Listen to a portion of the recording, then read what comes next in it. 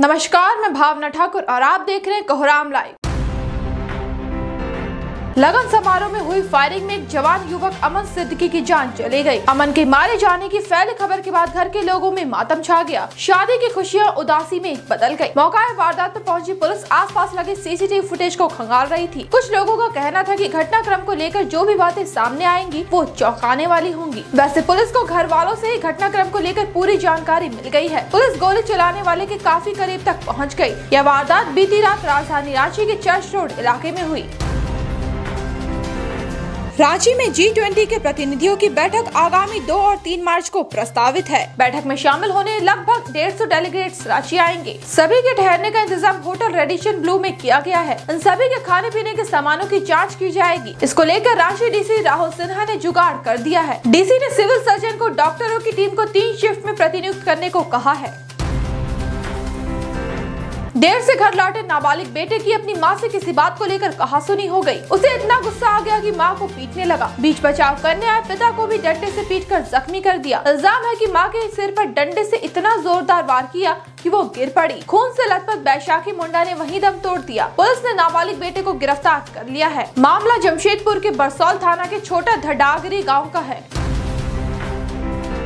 हजारीबाग के कोर्रा पुलिस ने मवेशियों से लदे एक ट्रक को धर लिया। ड्राइवर सिंहास अंसारी और कंडक्टर मेहताब आलम को गिरफ्तार कर लिया। दोनों गिरिडीह के बगोदर के रहने वाले हैं। पुलिस को दिए अपने बयान में तस्करों ने बताया कि 34 मवेशियों को बिहार से बेचने के लिए झारखंड लाया जा रहा था। पुलिस कप्तान मनोज रतन चौथे को मिली गुप्त सूचना पर यह कार्रवाई की गयी। मवेशियों को सुरक्षित सीतागढ़ के पिंजरा पोल पहुँचा दिया गया।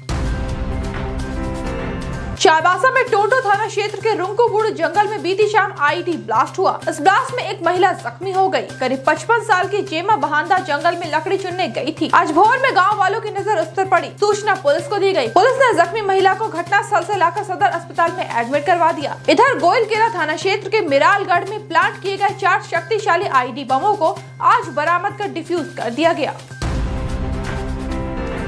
रांची, लोहरदगा और हजारीबाग के इलाकों में हाथी के तांडव से बीते 2 हफ्तों में 14 लोगों की जान चली गई। हाथी के बढ़ते खतरे को देखते हुए उसे ट्रैंकुलाइज करने का आदेश दे दिया गया है। टीम एक्टिव हो गई है। फैसला लिया गया कि हाथी को धरने के बाद सबसे पहले उसके सेहत की जांच की जाएगी। सब कुछ ठीक ठाक होने के बाद ही उसे जंगल में छोड़ा जाएगा।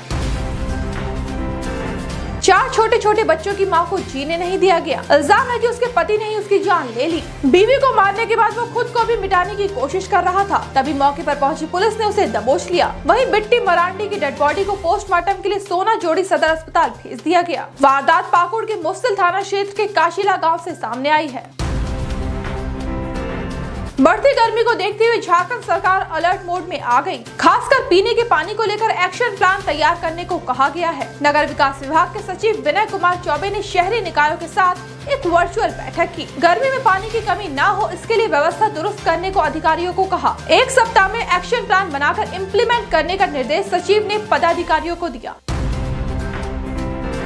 दिल्ली नगर निगम के स्टैंडिंग कमेटी के चुनाव में शुक्रवार को जमकर बवाल हुआ। वहां मौजूद पार्षदों के बीच खूब लात घूंसे चले। जानकारी के अनुसार काउंटिंग के दौरान एक वोट को अनवैलिड घोषित कर दिया गया था। फिर रीकाउंटिंग का आदेश दिया गया। इसके बाद बवाल शुरू हो गया। मारपीट में कई पार्षद जख्मी हो गए। ऐसे ही दिन भर की बड़ी खबरों के लिए जुड़े रहिए कोहरामलाइव.com के साथ।